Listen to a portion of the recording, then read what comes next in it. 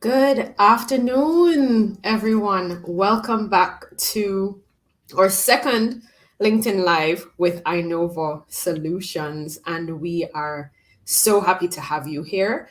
I am Laycya Holmes Graham, the Regional Customer Success Manager for Inova Solutions, and thank you for your time. We really appreciate you being here with us today. So please let us know where you're from in the comments. Please send a message. Send, whether you're from Jamaica, Curacao, Guyana, St. Kitts and Nevis, Antigua, you're from whichever country, please let us know in the comments. We are happy to have you here. Please also let us know if you are Team Live, hashtag Team Live, or hashtag Team Replay. Please let us know in the comments which one of them you are.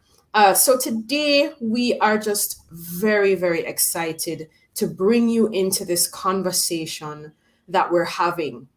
So with me, I do have, welcome Antoinette, I do have Adric Walter, and he's actually based in the Netherlands, and he is the founder and CEO of Walterions, right?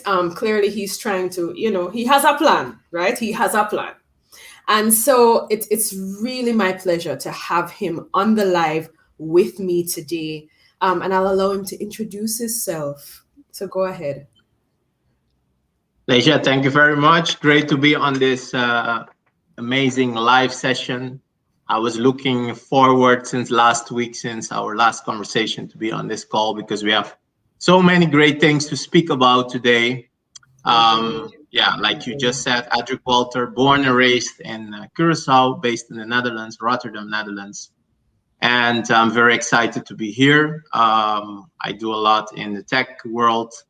Been programming since I was 11 years, so been doing a lot in this space for a while, and I'm very excited now to be contributing also from a distance, but still very closely to the Caribbean region, because there we have so many great opportunities to make the region beautiful, even more beautiful than it already is. It's not only about the beaches and the great destinations we have, but we have so many great other things in the tech space to make things even more awesome than that it already is.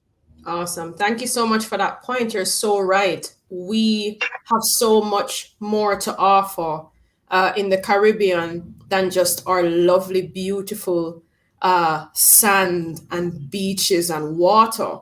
We actually have very critical minds here who are able to create and innovate.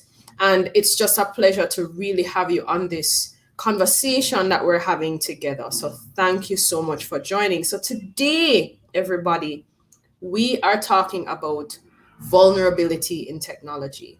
Now, I understand that the security conversation is coming from a place of where we have been discussing it from a DMZ, firewall, physical security perspective from our data center sort of environment, right? We understand that. But what we want to discuss today is what are we seeing regionally, well, locally in Jamaica, I'm based in Jamaica, but what also is Adric seeing from his perspective, and what am I also seeing regionally and the team in terms of what does vulnerability look like in technology now? And we also want to expand on some examples. Now, the examples are public, so let's be clear. We know that this subject is a little touchy. So the examples are public, so they would be examples that are in the public sphere. But we really, really want to share how we can change the vantage point of how we should be looking at vulnerability. So I want to start off by talking about how we should be looking at security now. And then I'm going to have Adric speak to some of the statistics. So in the last couple of weeks or months, especially since the pandemic has begun, we have seen literally an upsurge in vulnerability. and the exploitation of it. We've really seen, for example, there is a particular entity in Jamaica that experienced exploitation of their vulnerabilities thrice, right? And for those of us in Jamaica, we know that entity. I don't necessarily want to say it. I don't want to be so unkind there. And we've had a multiplicity of them that they seem to be just happening one after the other. And it almost seems as if it's planned, and it's as if we don't know what the plan is. But what we want to discuss today is that we can actually use technology to preempt some of what we're seeing and also to prepare. While I was working at Microsoft, and even now, we learn that it's either you've been breached or you don't know you've been breached, right? So everybody has to operate from a position of breach. And the reality is that once you do operate from that perspective, you look at vulnerability from a different vantage point. So what I want to do is, before we jump into the people aspect of vulnerability, I want to hand over to Adric to have him speak to some of the statistics associated with what we're seeing around vulnerability. And then we can get a little more relaxed in terms of some of the examples that we're seeing and what else we think we should be looking at and the call to action. Go ahead, Adric. Yeah, thank you very much, Laycya. Mostly, let's start a little bit about the small technical side, which actually by the end of the day all boils down to our mindset and behavior when it comes to this part of cybersecurity. First of all, tell us in the chat, how many times have you used your birth date as your password? Oh, or your favorite pet's name, or your favorite color, or your favorite number. These are the things that actually most of the times a random attacker would know that people are going to use these things. So by chance, on 2 days ago, I was speaking with someone who told me that they had a breach where, or almost a breach where they had like a certain database hanging on the internet, and within a few minutes, there were like in 3 minutes, there were more than 14,000 attempts of logging in on this database because it was connected on the internet. 14,000 in 3 minutes. So these types of attacks are becoming really automated, very sophisticated, highly automated tools coming from different parts of the world.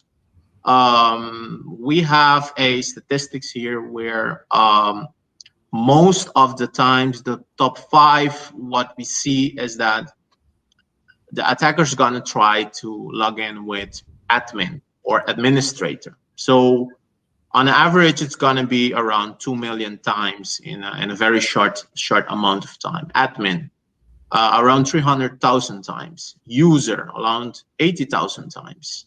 Test, how many times we see people creating test or welcome 01 with an exclamation mark.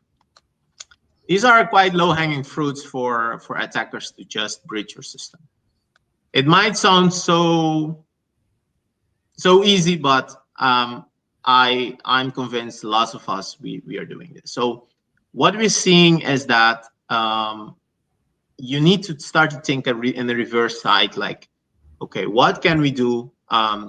Just don't pretend or think it's not going to happen to you, because these things are being done on an automatic scale.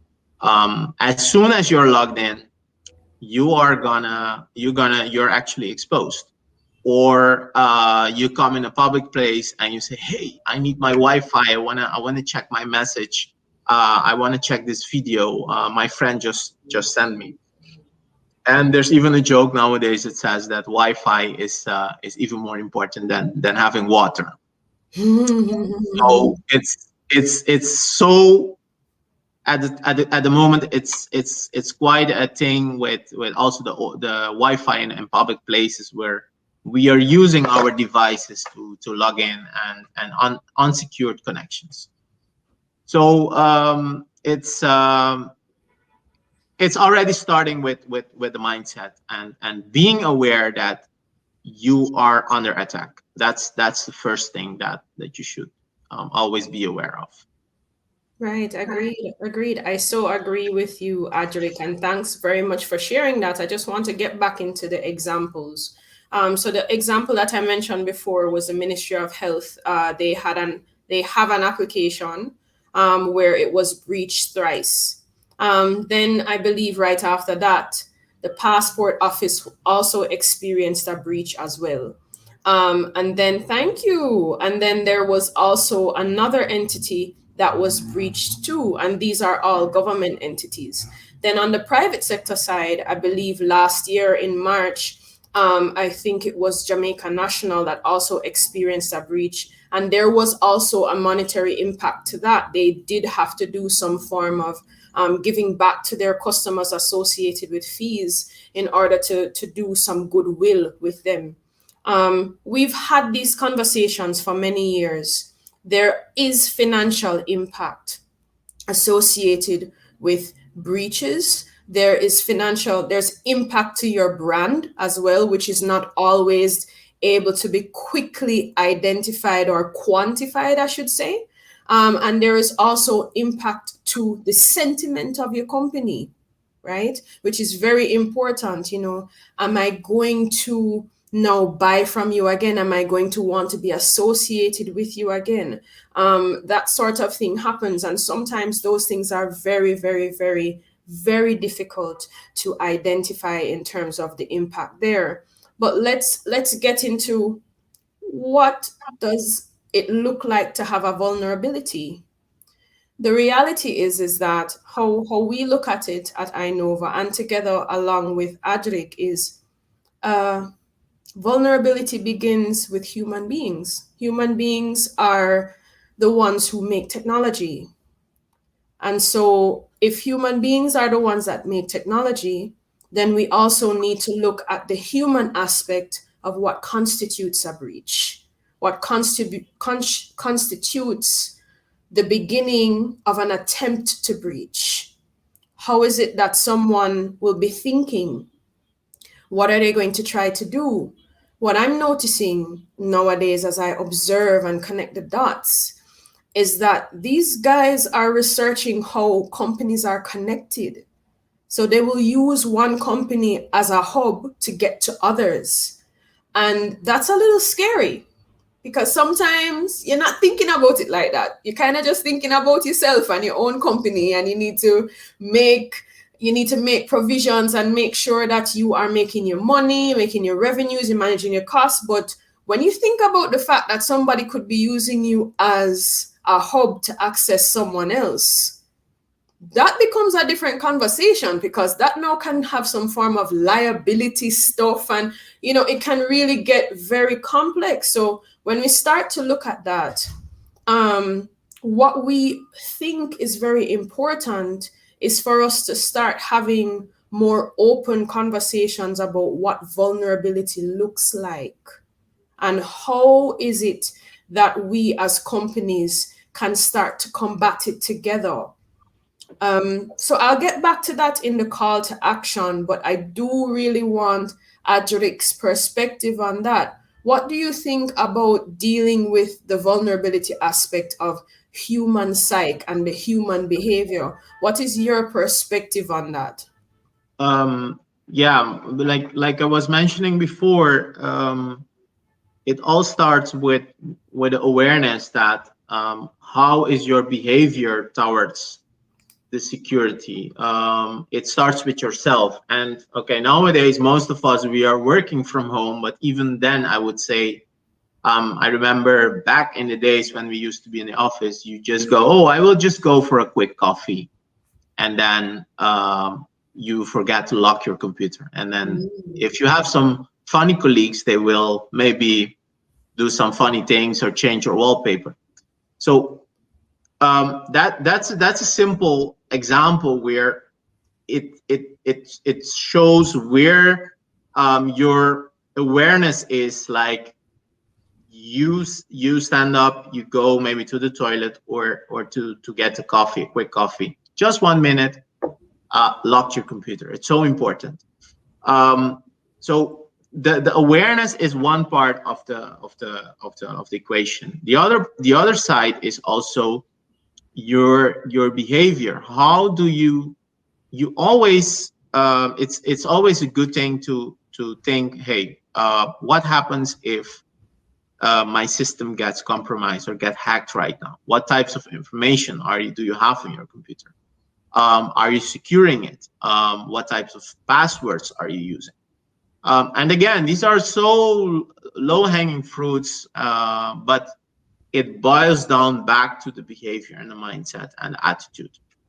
How do you deal with sending confidential documents over the email? Hey, Laycya, can you check this? And then it seems to be a company confidential. Or what I've also seen many times is that you come on the first day in a company, they send you your first time login password, and you send me my credential, and I do a reply back and say thank you very much with the same password down the thing, and then it seems that mail might be getting forwarded to other colleagues, and then your credentials are out there. Again, it's the behavior. What we also see is where our behavior on the internet is that I remember this week and last week there has been going a video viral on WhatsApp. Actually, this is a case in Curacao. As you might know, our language in Curacao is Papiamento. There have been a really well created email where they put a request in Papiamento and sending it all out there as if it was coming from a local bank, where people could click and say, hey, if you click here, this and this, you're gonna get. And this is where you see that the attacks are becoming also even more sophisticated. Whereas if you're not like, actually your standard behavior should be, as soon as you get something, you should not trust it. That should be the best thing, even though you trust it. We say, oh, my colleague Laycya is sending me an email. Okay, but let me check if it's really her. Let me check. Always do check if it's the person you think that's sending you the thing. So when it comes to the awareness, it has so many aspects, and also since the types of attacks are becoming a bit more advanced, even super sophisticated, super professional. It looks like real, but it's not real. And so running also awareness programs in companies is one of the things that I want to recommend. We are at Inova, we are a Microsoft tech company. In Office 365, there is like a component where you can simulate like monthly sending mails to your employees and checking how sharp and how aware they are. Right. Like doing simulations to see, okay, are we keeping our populations of people in our company sharp? Or click on this link to win whatever. Click on this link to win a car, and see who's gonna really click on the link. So yeah. So let's talk about that. So before we jump into the solution, let's talk a little bit more about the side where we're dealing with the awareness, because here's the truth of it. A lot of companies have been doing awareness campaigns with their staff, and some of them feel very frustrated. They feel like, boy, I spent our money on this training, and we've been doing this training and my users still don't get it, or rather, I've already invested. So why am I investing again? Well, the reason is because it's a recurring investment. Training Recurring, is something that you constantly have to continuously. do. Yeah. I wouldn't even call it training necessarily. I would call it sensitization or adoption, because the reality is that um, the attacks are changing. They're becoming more sophisticated, and it would seem as if they're using AI behind it. So you're going to need to be using AI behind your protection, which we will get into later. But the reality is that there's a little bit more of the sensitization that has to happen. You actually have to build a culture of a secure or Culture of zero trust awareness of mindset. security. Right. Yes. There has to be this, it has to be a part of your strategic plan, literally, as a leader. So you have to have a part of it saying, okay, we as a company, we are going to be known as a secure company. And what does it mean for us to be secure?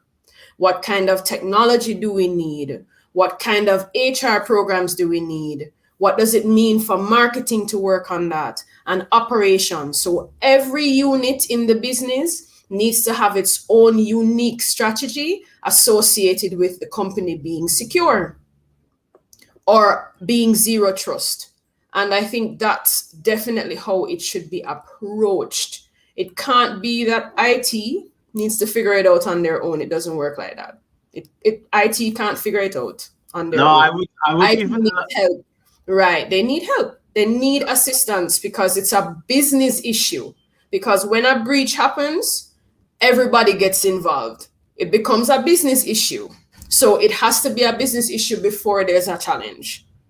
And that's the reality of the situation. So it what I like to look at it backwards. If it's a business issue when there's a problem, it's a business issue before there's a problem. So we look at it from that perspective, and then we come together as a group and we say, okay, how are we going to work on this together? Adric, you had something to share? Yeah, definitely. I was, I mean, I've been triggered by the thing you just said. Like it should be part of your cultural identity, even part of your HR process. Like we onboard you, you get the training, an initial training to reset your mindset and put it to a level. Okay, you can always get breached. You can always get hacked. You can always get scammed, or they can send you a ransomware or a virus, or you could be under attack. It should be part of your cultural identity, because the amount of assets that's at stake is quite high. Like all the confidential information you have, your intellectual property, or certain business deals you might be working on, millions of contracts, assets in terms of data information about your clients, their confidential information. These all are these things that are at stake. And like you said, it's going to be a business issue the moment that you are under attack. For example, it's quite a little bit a while ago that Yahoo in 2013 had Yes. a breach of 3 billion accounts, like 3 billion. Yes. Like Yes. I remember that one. it's so big. Like um and yeah, one maybe we could put it in the link, is that I will put it in a bit, that it's one of the websites called Have I Been Pwned, where you could enter your email address and they tell you, hey, you are your password, we know your password. And this website collects all the breaches that has been in the world, that you can check if your password or email is the combination is over there. Right, right. Wow, wow, that's serious. I mean, so I think all in all, we've hammered this through.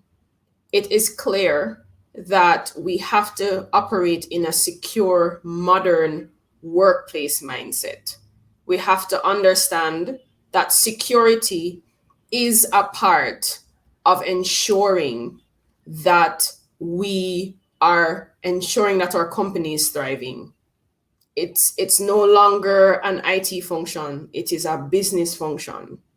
Security is not just physical security, and it's not just logical security.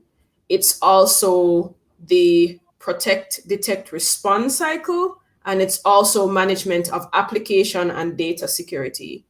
So what we want to do now, because we do want to make sure that we don't keep you too long, we know you probably eating your lunch or you just had it or maybe you haven't had it yet, right? So what we want to do is we want to get into what are the solutions, because we're not trying to just, sell it here. We really want to communicate how we're going to deal with this, right? How are we going to deal with this as executives, or even if you're not an executive, no, Robin, it wasn't always a business function. I disagree. Some companies don't view security as a business function.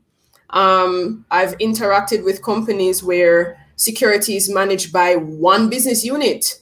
It's managed by either operations or IT. It is not managed by the CEO. It's not there. So I think Rose eyes, but you can send more questions. Definitely, please give your feedback. We really, really love the interaction. So give the feedback. Let us know what you think, Yeah, and communicate with us, because we don't know everything. And if you have a different perspective, you can definitely. surely let us know. I agree, Robin. For some companies, it is, but for some companies, it is not. Yeah, can I elaborate on this because this is a very important one. I always say cybersecurity starts with the person sitting at the receptionist, but also the cleaning guy or the cleaning lady cleaning at 5 or 6 o'clock. Because if there's someone at the door and say, "Hey, I think I forgot something inside. Can you please let me in?" And the guy comes also suited and with a tie, he might be a hacker that's trying to access your building. These things, they happen. This is what we call the social engineering part of, or someone calling to your office and say, "Hey, my password is not working.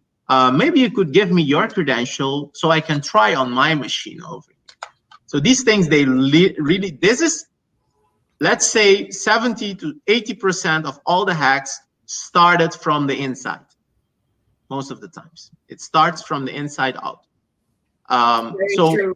it's the whole, like we just mentioned, it's a cultural, it should be part of your cultural identity. The security, the awareness, the behavior, the attitude, and how people actually perceive the security. Agreed. And thank you, Robin, for clarifying. He said, it should have been so. We agree totally. It should Yeah, have been so. It hasn't been. We can't change the past. The best we can do is move forward and look towards the future. So, what we're recommending now is that security or vulnerability in general, because remember, vulnerability is not only about vulnerability in technology, right? Vulnerability can be in different areas, but that's for a different day. So for sure, yes, it should have been before and it should be now. And we are now impressing upon people because of the upsurge in cybersecurity threats and security threats in general, because physical security threats have gone up as well as other security threats. So we definitely believe that persons should be taking this seriously. They should be more deliberate and active associated with that. So now we want to go into the call to action, as I was mentioning before. And feel free to make more comments, ask questions. Please tell us where you're from. I know there's some shy people on. Just write where you're from, no man. Tell us where you come from. Let us know where you're from. If you're from Jamaica, please let us know. If you're from Curacao, let us know. If you're from Trinidad, please let us know. Puerto Rico, please let us know. Ecuador, let us know. Netherlands, let us know. Hungary, let us know. Wherever you are from, please let us know. If you're from Jamaica and you're from a particular parish, you can put that as well. I will know the parish and I'll tell them. All right, so I am going to share my screen now. And I like to just use the websites. I keep it really simple, guys, because the websites are a place you can go back to as well. So what we're finding is that the leading technology associated with the management of security from a holistic perspective is actually Microsoft. So, oh, USA, hey, okay. All right. So what we're finding is that I hope you guys can see my screen. Please let me know. What we're seeing is that in the different areas of access management, endpoint management, and also dealing with cloud access security brokers, and going further down, information archiving as well, and protection platforms for the endpoint, Microsoft is actually in the leaders quadrant there. Now, this is something that a lot of people don't know. A lot of people feel that Microsoft is just Office. No, guys. Microsoft actually does have a lot of knowledge of how to deal with security, right? Yes. And the reason for that is because a lot of security has to do with people, guys. People is people. People is not just the tech, it's people. And if you know people, you can deal with security breaches. So the component that Microsoft has that manages that or is able to give you the proper insight is called enterprise mobility security. And it is a component that is a part of the Microsoft 365. It is under it. So Microsoft 365 has Office 365. Follow my fingers here, right? So Office 365 is on my thumb. Enterprise Mobility Security is the second one. And Windows 10 is the last one, okay? So Enterprise Mobility Security deals with the identity and access management component, okay? The identity has to do with who is Laycya Holmes Graham. Is Laycya Holmes Graham actually trying to enter this, or is it her son or daughter or her husband or whoever? And also the access management. Where am I accessing from? What am I accessing from? Who is trying to access? That is really what the identity and access management part is. This is a defining and differentiating component of the enterprise mobility security, because remember, as we mentioned, there's people trying to breach, right? And then the information protection, understanding that data and information needs to have its protection outside of you. So there's some data that has to definitely be protected. So like credit card info, personable identifiable information is what it's called. Information that can connect the dots, right? Very important, okay? Threat protection, which is mostly where people focus on, but these two components are critical as well. Yes, you're managing threats, meaning someone is trying to come and brute force into your system, like what Adric was mentioning about that server being online for 3 minutes and 14,000. That's a brute force attack. That's the beginning of a brute force attack. You understand what I'm saying? So understanding that, dealing with different types of threats, and understand, right, that threats are not only brute force. There are different types of threats. And threats don't come in the same colors. It can be somebody in a tie, as Adric was mentioning. The person comes through the door. Everybody feels that he's nice and, looking great. And somebody just give him access to everything. No, that's a threat as well, right? So it's the same thing here. We're managing threat protection. And then there's just overall cloud security. So those are the 4 components, right? So we are not here to present on all of this to you. What we're highlighting the call to action to be is 2 things, right? 1, as we mentioned before, security and vulnerability management has to be a business function. It's not an IT function anymore, and it's not an operations function. It's a business function. So all business units have to have their own management of what it means to be secure, right? So that's the first thing. The second thing is that you can have technology that can assist you to manage that. Technology that can assist you to help predict it. The most important thing is to learn to predict, right? Predict. we have a saying in Jamaica called prevention better than cure. This is one of those moments.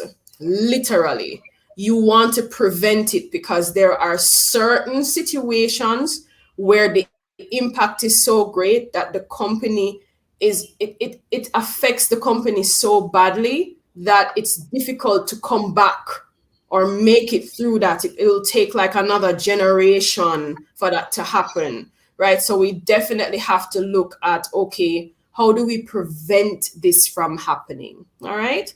So I'm going to stop sharing. We really do want to thank you guys for being here, but we want to just leave a couple minutes for if there are any questions that you'd like us to answer. Please, please, please let us know. Ask us some questions. Let us know what you want to hear. And then also to feel free to, send us a connection on LinkedIn, send us a message, email us as well. We'll ask the team to put our emails in the chat. Email us, ask us whatever questions you need. We can set up one-on-one meetings with you to assist you to not only discuss the technology, but to also discuss the business aspect, which is really important, right? So feel free to go ahead and do that. Before we jump into, I'll wait for some more questions. I think, Adric, you might have a comment or two based on what I've shared, right? Definitely. You've been sharing, as of course, Inova is a Microsoft-based tech company. Well, like we said before, what you shared is quite interesting because that's actually, it entails the user perspective, but we also have lots of other types of systems and components in place to protect our systems, things like Azure Security Center, privileged identity management, of course, Azure Active Directory, Sentinel, to detect and react. And what I can say is that most of these components are based on AI models that they are continuously learning as we speak and scanning all over the world. So something could be happening in Asia, and in the United States, it's already propagated that by the time it comes there, that they can detect certain things based on patterns or certain behaviors in the type of attacks. And yeah, I would say let's do another session about this because it's quite interesting what's actually happening under the hood. We didn't touch so much about the technical side of the things, but definitely there's also a lot to protect humans based on the AI to happen. Thanks very much for that, Adric. And we just also wanted to share that we don't want to talk too much about the tech in this. We want to ensure that it's very clear that the tech is an enabler component. It is not the main component. It is an enabler component. It's a component that allows you to manage how you deal with it. You understand? So what we want to do is we want to understand that and then to help you going forward. Please definitely give us your feedback. Let us know. Join us next week. We will be doing this weekly at 1 o'clock. We're keeping it consistent, guys. We're really pushing here. And join us every week at 1 o'clock, okay? Make sure that you share as well. Share what you thought of the topic. Tell us what you think. And feel free to reach out to us.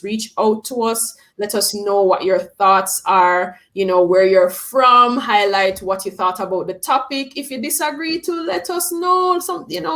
Arguments are good, not quarrels now. Arguments meaning differing perspectives. So definitely feel free to let us know. Next week, we will be speaking on the human side of life. And we are speaking on that from the perspective of the human resource aspect of technology and how we manage that, because now everybody's talking about things like burnout and, we are speaking about the human side because it's humans that run companies and it's humans that make the tech. So we need to manage ourselves, right? So we will be talking about that next week. Really happy that you joined. We want to wrap up here on time at 1:40 as we agreed. So thanks so much for joining. The links are in the chat for the different website that we've shown. Feel free to message us, drop your email in. We will share the article that Microsoft created associated with security and how you can build out your security strategy. So please email us and message us on LinkedIn. We look forward to seeing you next week. Save it in your calendar, book it now. Watch the My Analytics one and book it in your calendar. And thanks so much for joining, everybody, and have a wonderful rest of day and a great rest of week. Okay. Thank you. Thank you. Thank you. Bye.